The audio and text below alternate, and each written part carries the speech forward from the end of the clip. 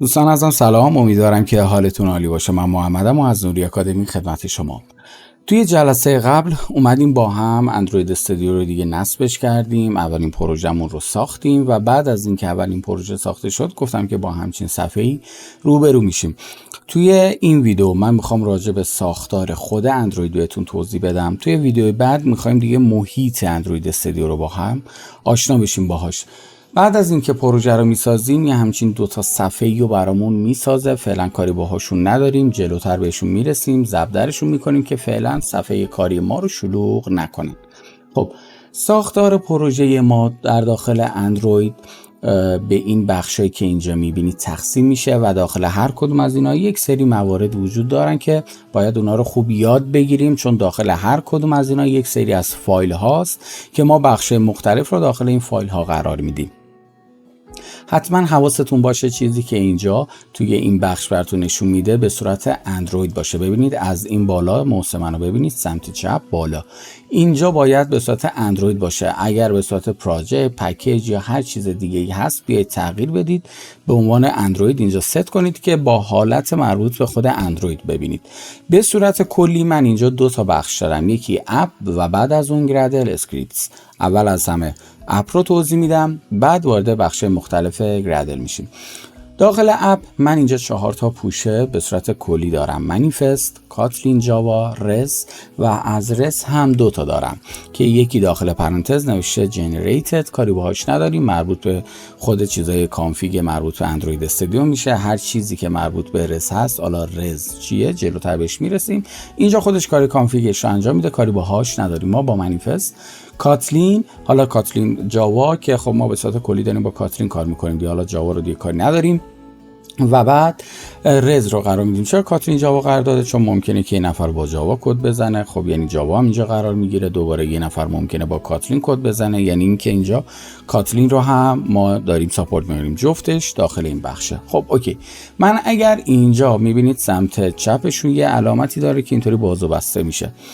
اگر منیفست رو باز کنم با یک فایلی به اسم android manifest.xml آشنا میشیم. اگر من اینجا این رو باز بکنم با همچین کدهایی آشنا میشیم که الان تک تک اینا رو میخوایم با هم بررسی کنیم. اول از همه که این منیفست چیه؟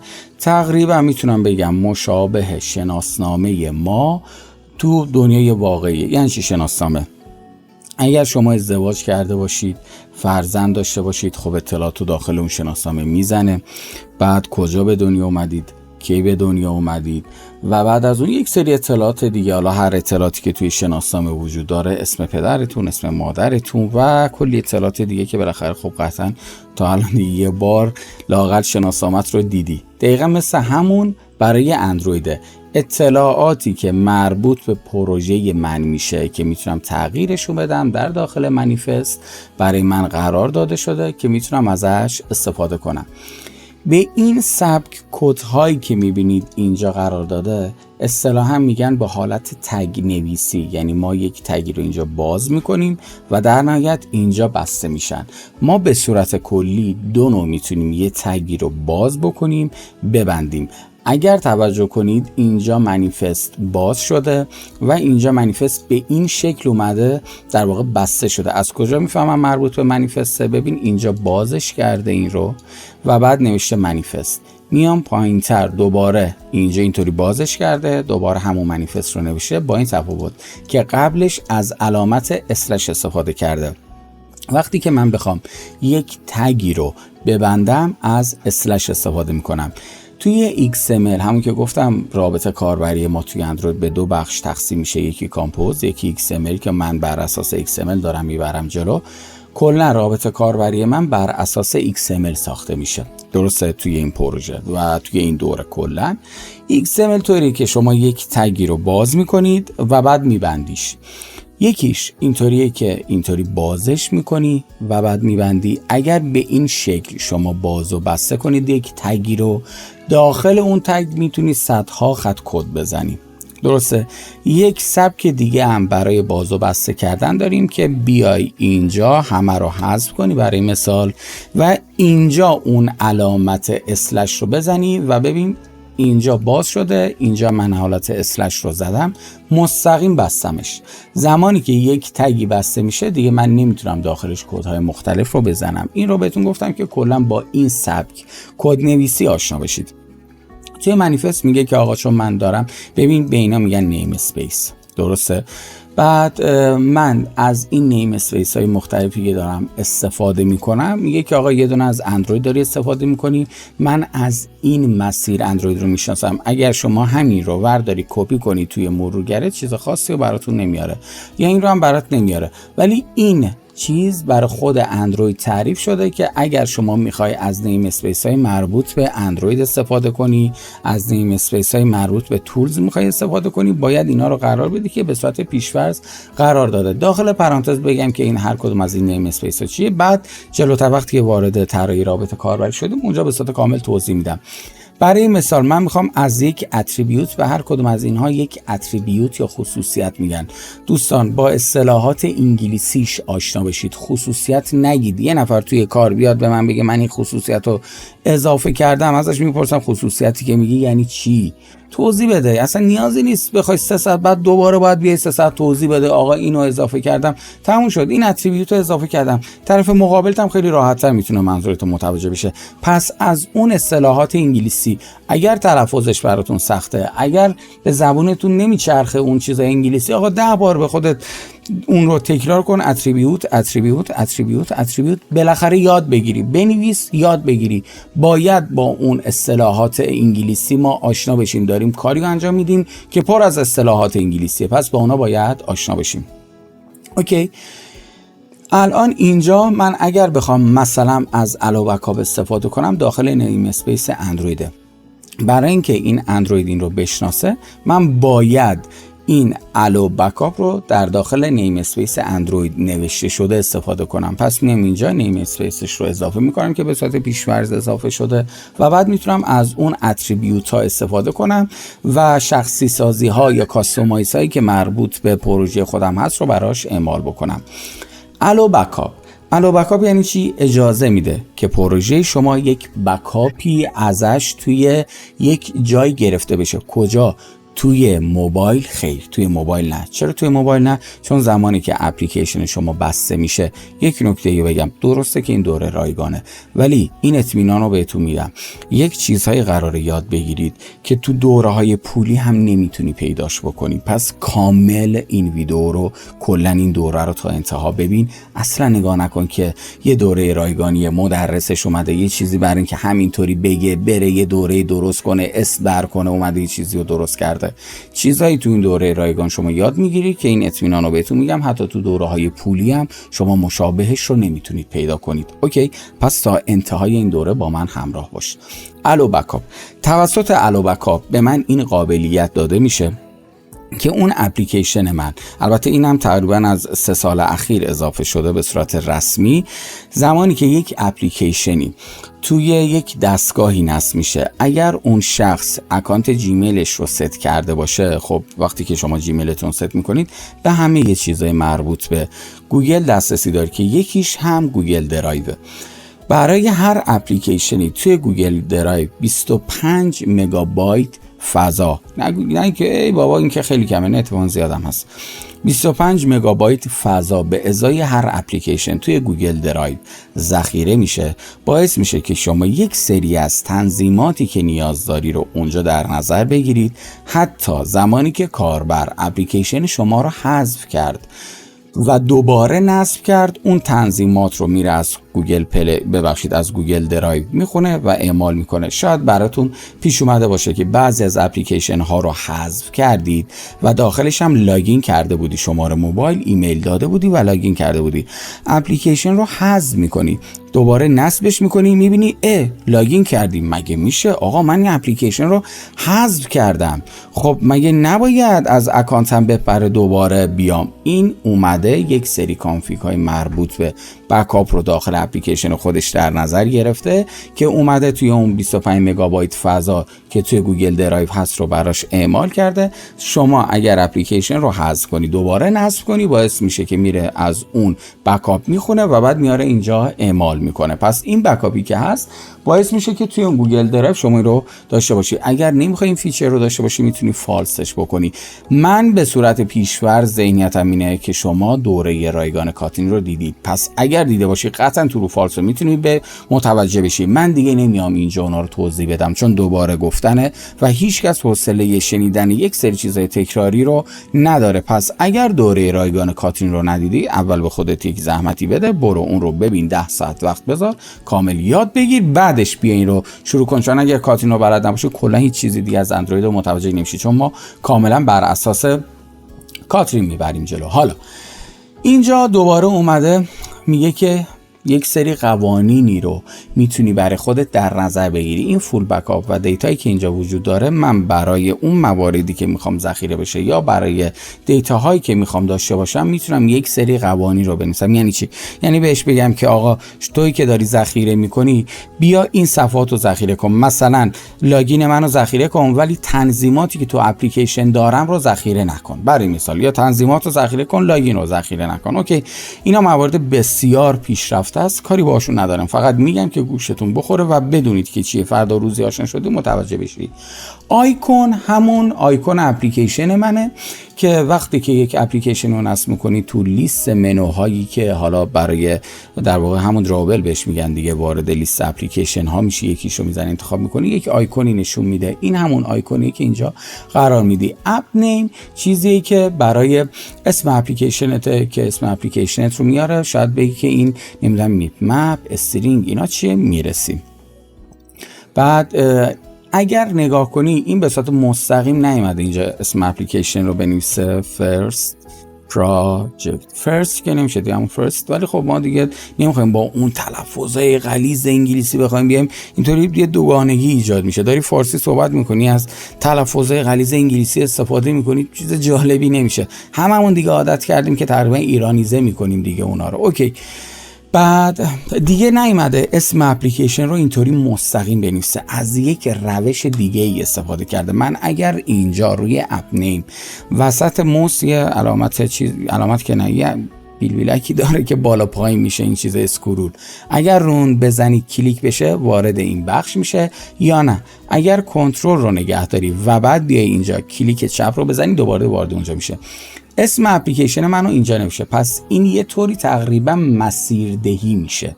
اوکی، اومده از قالب مسیردهی یعنی یک جای دیگه ای اسم اپلیکیشن من رو نوشته و اومده اینجا مسیردهی کرده. اوکی، خیلی خوبه. حالا به چه دردی میخوره بهتون میگم. اینجا هم از همون تکنیک استفاده کرده، من روش بزنم میارده اینجا، میگه چندین جا ازش استفاده کردیم، مثلا یکیشو باز کن. حالا میگم اینا چجوری اصلا عجله نکنید. اینجا برام آورده و نشون داده اون رو. اوکی، پس میدونی که در واقع این یه فایلیه از فلان مسیر، اونا رو میخونم نشون میده.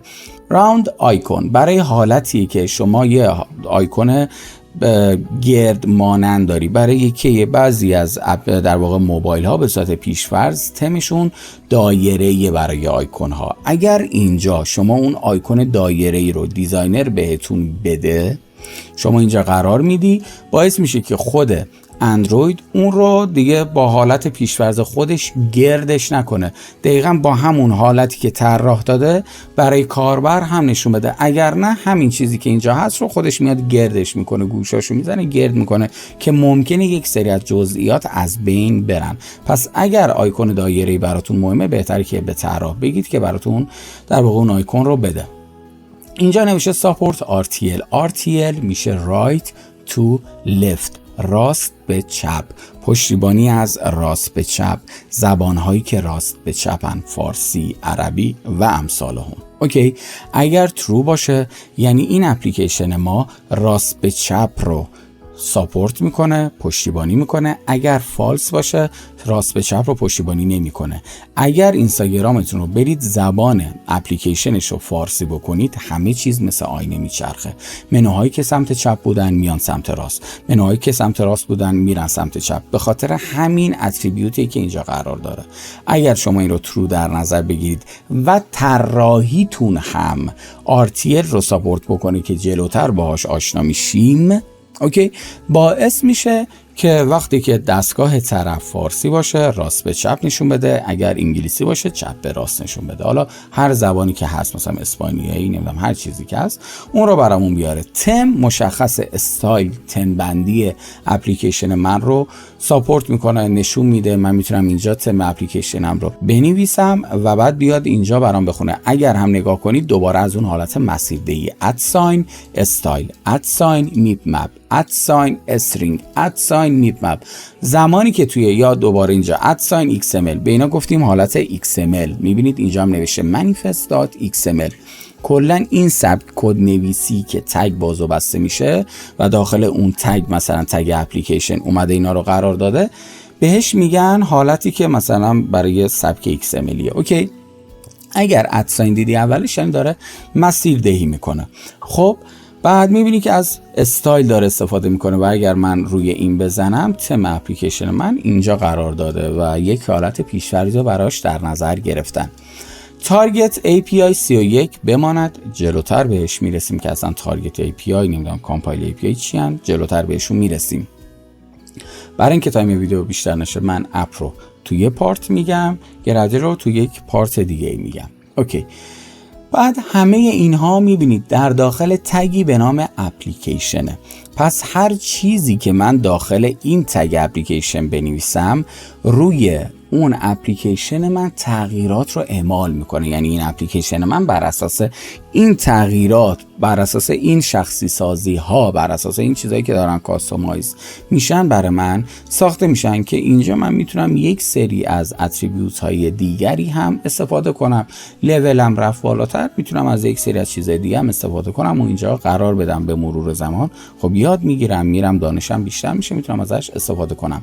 اگر توجه کنید تگ اپلیکیشن اینجا باز شده، اینجا به این شکل بسته شده که من در داخل اینطوری یه خورده الان شاید براتون راحت تر باشه. اینا رو من یه فاصله بدم که براتون اول کار یه خورده راحت تر باشه خوندنش. خب در داخل این اپلیکیشن من اینا رو اومدم در واقع شخصی سازی ها رو براش اعمال کردم، ولی این بسته نشده. میبینی هنوز بازه، اینجا بسته شده که در داخلش یک سری چیزهای دیگر رو هم قرار داده. اوکی، حالا اینا میبندم.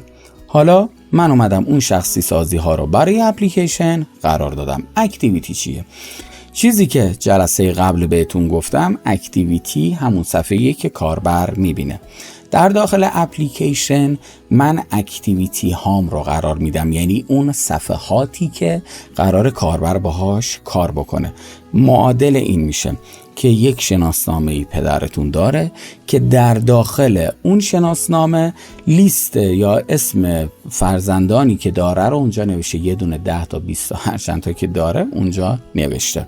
اینم فرزندانه مربوط به این اپلیکیشنه. هر چند تا صفحه‌ای که دارم حکم یک فرزند رو برای من داره که هر فرزندی خصوصیت خودش رو داره. شما یک خصوصیت هایی داری، رنگ موت فلانه، نمیدونم قدت بلنده، کوتاه، چاقی، لاغری، سفیدی، تیره‌ای، هر چیزی که هست. خواهرت، برادرت یک سری ویژگی های دیگه‌ای برای خودش داره. پس در نتیجه من میتونم برای هر اکتیویتی هم ویژگی های خاص خودش رو داشته باشم. دوباره تگ اکتیویتی باز شده، کامل اینا رو میگم. اکتیویتی چیه اصلا ذهنتون رو درگیرش نکنید. گفتم کامل اینجا شما قراره یاد بگیرید. اوکی، اصلا نمیخوام سرسری ازشون رد بشم. بعضی از چیزایی که دارم بهتون آموزش میدم الان فعلا گنجایش اون رو ندارید که من کامل بیام بازش کنم. رفته رفته قراره کامل مطالب دیگر رو براتون باز بکنم. اوکی، پس عجله نکنید. اکتیویتی گفتیم هر صفحه‌ای که کاربر داره میبینه یک اکتیویتی. من پس اگر تو صفحه‌ام 10 تا، تو یه اپلیکیشنم 10 تا صفحه دارم، 10 تا اکتیویتی خواهم داشت. هر اکتیویتی یک نیم داره، یک اکسپورتد داره که اکسپورتد از اندروید 12 به بعد دیگه اجباری شده که باید اضافه کنیم. یعنی چی؟ نیم که مشخص آقا اسم اون اکتیویتی، اکسپورتد یعنی اون حالت خروجی رو برات داشته باشه. یعنی چه حالت خروجی؟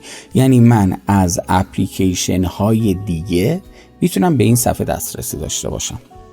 اوکی، شما باید حداقل یکی از حالا ممکنه که 10 اکتیویتی داشته باشی، باید یکیش اکسپورتد رو داشته باشه که اکثرا برای اون اکتیویتی در نظر میگیرن که اکتیویتی اصلی. یعنی چی؟ اکتیویتی اصلی یعنی چی؟ ممکنه که اپلیکیشن من 10 صفحه داشته باشه. آقا بالاخره یکی از این 10 صفحه اصلی منه دیگه. کاربر انگشتشو میزنه روی آیکون اپلیکیشن باز میشه، بالاخره یه صفحه میاد بالا دیگه. شما خونتون ممکنه 10 در داشته باشه. وقتی نفر میخواد بیاد وارد خونتون بشه، همزمان باید 10 در رو باز کنه، بدنش رو به 10 قسمت مساوی تقسیم کنه، از اون 10 در وارد بشه و بعد اتوماتیک اون 10 قسمت وصل بشن به هم. خیر، یک درداری از اون در میاد تو و بعد وارد خونتون میشه. اینم همونطوریه. وقتی 10 اکتیویتی داری، همزمان که از 10 صفحه نمیتونه بیاد. یعنی شما وارد دیجیکالا میشی، همزمان 10 صفحه پشت سرم برات باز میشه، وارد اینستاگرام میشی 10 صفحه برات باز میشه و تو یک صفحه نمایش 10 صفحه مختلف رو داری میبینی. خیر، یک صفحه برات باز میشه و با اون یک صفحه شما میتونی تصمیم بگیری که وارد صفحات دیگه‌ای بشی. پس یک در برات باز میشه، به واسطه اون یک در شما میتونی وارد منزل اون شخص بشی و وارد هر کدوم از اتاق‌هایی که دلت خواست بشی. دقیقاً همونطوره. یکی از اکتیویتی های ما باید اکتیویتی مین یا اکتیویتی اصلی من باشه. کدوم اکتیویتی؟ اون اکتیویتی که اینتنت فیلتر داره و توی اینتنت فیلترش اکشن داره، اکشن مین رو داره که میگه آقا اکشن در واقع این اکتیویتی من اکتیویتی اصلیه. کاتگوری داره، دسته‌بندی داره. چه دسته‌بندی؟ دسته‌بندی لانچر. دسته‌بندی لانچر یعنی چی؟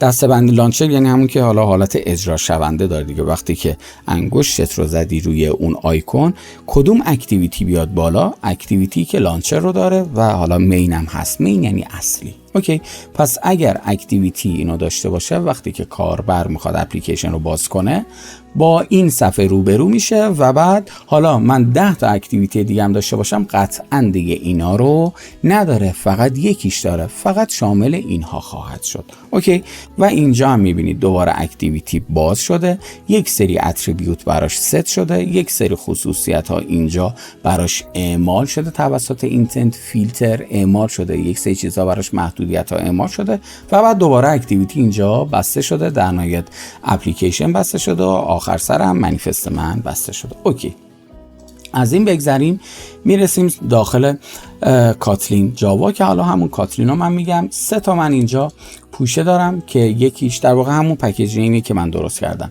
2 تا دیگه‌اش یه هایلایت سبز رنگ داره که نوشته تست، اندروید تست و تست خالی که کاری باش نداریم. برای تست نویسی، تست نویسی یعنی چی؟ یعنی که شما یک تستی رو می‌نویسی و به جای اینکه مثلا قبل از اینکه پابلش کنی یا انتشار بدی اپلیکیشنت رو، می‌بینی آیا اون درست کار می‌کنه یا نه، که اصلا موارد خیلی پیشرفته است، کاری باهاشون نداریم.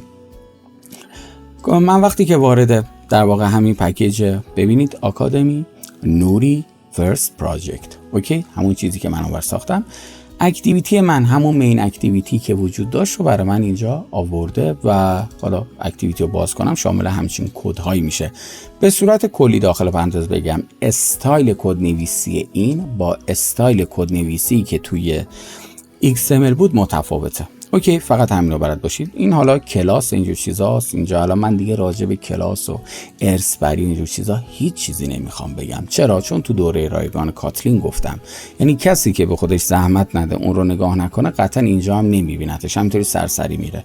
پس باید برید اون رو ببینید. پیش زمینه یادگیری این در واقع دوره اون دوره رایگان کاتلینه. دیگه من هی نمیخوام اینو بگم که حالا بعضی بگم اوکی دیگه بابا گفتی دیگه، حالا ما میریم اونو نگاه میکنیم. اگر ندیدی این دیگه کلا از این بخش به بعد رو اصلا نبین، چون هیچ چیزی متوجه نمیشی تو ویدیوهای بعدی. خب منم دیگه نمیگم باید بری ببینی و فلان که دیگه اعصاب بعضی خورد نشه. پیش‌فرضم اینه که شما همه اون مواردی که از قبل گفتم رو رعایت کردید که الان اینجا دمتونم گرم، دم اونایی گرم که کامل این پیش‌فرضا رو رعایت کردن که بدون مشکل بتونن کار رو ادامه بدن. پس توی در واقع کاتلین که من این پکیج رو دارم، اون اکتیویتی هایی که من ساختم یا قراره در آینده بسازم اینجا برای من لیست میشن. رس مخففه کلمه ریسورس منابع، هر چیزی که مربوط میشه به اینکه کاربر میبینه، لمسش میکنه، باهاش روبرو میشه، جزء ریسورس ها به حساب میاد. یک فایل صوتی داری، روی دکمه زدی یه صدای دینگ میده، اینجا قرار میدی. یک عکسی داری، فونت داری، نمیدونم رنگ داری، نوشته داری، رابط کاربری داری. آقا هر چیزی که کاربر قراره ببینه داخل ریسورس قرار داره.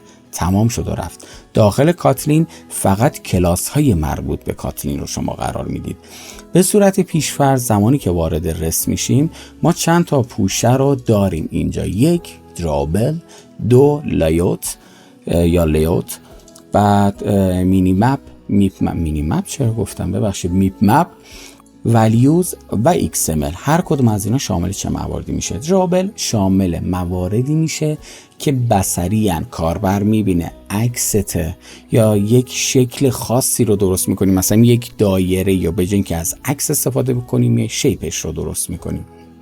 اوکی، با کد نویسی یه دایره، مستطیل، مربع، هر چیزی که هست رو درست میکنی. کلا چیز بصریه، کاربر داره میبینه، عکس، درسته؟ میاد اینجا قرار میگیره که باز کنید ببینید اینا رو داره. این کدش. حالا اینو کدا چجوری رو فعلا ولش کنید که ما از عکس اینجا چیزا استفاده میکنیم، فعلا اینا رو ولش کنید. اوکی. بعد اینم یه همچین چیزیه، مثلا برای اینکه این اندروید رو درست کنن از این کد اومدن استفاده کردن. نگی وای این MC01 63 فلان اینا رو از کجا آوردن، نه، اینا رو به صورت کاملا خودکار ساخته میشه. یعنی شما عکس رو میدی خود اندروید استودیو اینا رو میسازه. اوکی، بهش میگن وکتور. این عکسیه که با کد نویسی ساخته شده، بهش میگن وکتور. اوکی، ولش کنید، اصلا خود اندروید استودیو اینا رو میسازه.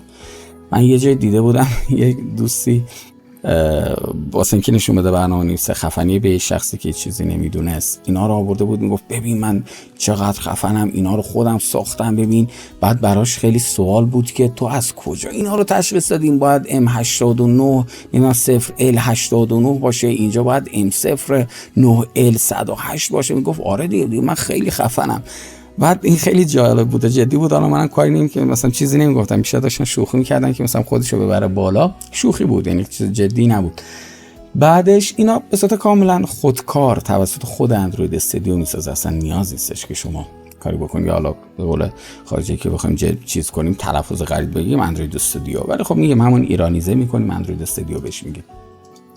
لایوت میشه رابط کاربری من. این که میبینید اینجا به صورت پیشفرض نوشته هلو ورلد، یک نوشته دکمه قرار میدی، عکس رو قرار میدی، ستاره قرار میدی که امتیاز بده، یک بخشی رو قرار میدی که کاربر بتونه تایپ کنه، مثلا کامنتش رو بنویسه، یک لیست قرار میدی، لیست مطالب رو قرار میدی، توی لایوت قرار میگیره. پس رابط کاربریم رو من اینجا قرار میدم. شاید اینجا هم بگی اینم بصری، اینم بصری، نه، این رابط کاربری دکمه کجا قرار بگیره، عکس کجا قرار بگیره، نوشته کجا قرار بگیره. اینجا فقط فایل های تصویری PNG، JPEG، اینجور چیزها رو قرار میدیم، WebP، یه همچین چیزهایی رو ما اینجا قرار میدیم. خود عکس رو توی درابل قرار میدیم، خود عکس. درسته، من الان توی این اگر اینجا رو باز کنم اینا، اینجا الان این عکس دیگه، یه عکسی که من ست کردم برای دسکتاپم، درسته، اون عکس رو میاری توی اینجا قرار میدی، ولی توی لایت شما رابط کاربری رو طراحی میکنی. میپ مپ مربوط میشه به آیکون های در واقع اپلیکیشنت که اینجا هم 6 تا ازش ساخته برای صفحه نمایش‌های مختلفی که حالا جلوتر بهتون میگم که چطور میتونید اینا بسازید، چون توضیحات زیاده نمیخوام توی این ویدیو وقتتون بگیرم. توی ولیوز من میام توی ولیوز ما میایم در واقع فایل های مختلفی که نیاز داریم رو قرار میدیم. توی کالرز نوشته کالرز یعنی رنگ ها، هر چیزی که مربوط به کد رنگی میشه رو اینجا قرار میدن. چرا نمیان مستقیم قرار بدن؟ جلوتر بهتون توضیح میدم که چرا میان از حالت مسیرده‌ای استفاده میکنم. پس توی کالرز من میام رنگایی که تو پروژه دارم رو تعریف میکنم به این شکل. ریسورس باز و بسته میشه که خودش باز و بسته کرده، یه تگ کالر رو باز میکنم، نیمش رو اینجا قرار میدم، یه اسمی براش در نظر میگیرم، مثلا رد، و کد رنگ اون رد رو به صورت هگز اینجا من قرار میدم. کد رنگم حالا یا دیزاینر بهتون میده یا اینکه بالاخره از اون محیطی که دارید کار میکنید با فیگما با حالا هر چیزی بالاخره اون کد رنگ رو بهتون میگه. استرینگ که قبلا باهاش آشنا شدیم چند دقیقه قبل، نوشته های من رو شامل میشه. مثلا اینجا کلیک کن یا با ارور روبرو شدی، اینترنتت قطع، دوباره مثلا بررسی کن. چیزای نوشتاری، تکست، متن توی اینجا میای تعریف میکنی. دوباره ریسورس داره، استرینگ داره، اونور کالر بود، اینجا به صورت استرینگ. چرا استرینگ؟ توی کاترین دیگه گفتیم که نوشته ها به صورت استرینگ هست. دوباره نیم داره، یک اسمی رو براش در نظر میگیری و بعد مقدارش رو اینجا قرار میدی، دقیقا مثل کالر. تم داریم، تم خالی برای تم روزه، تمی که اینجا نایت نوشته، تم برای حالت شبه. حالا اینا چطور تشخیص دادن؟ جلوتر انشالله بهش میرسیم. و در نهایت میرسیم به XML، همون چیزایی که گفتم برای بکاپ و اینجور چیزا که میایم قوانین مختلفی رو در نظر میگیریم، اینجا میتونیم براش بنویسیم. اوکی، تا همینجا این فعلا بسه. بعدش میریم سراغ گردل.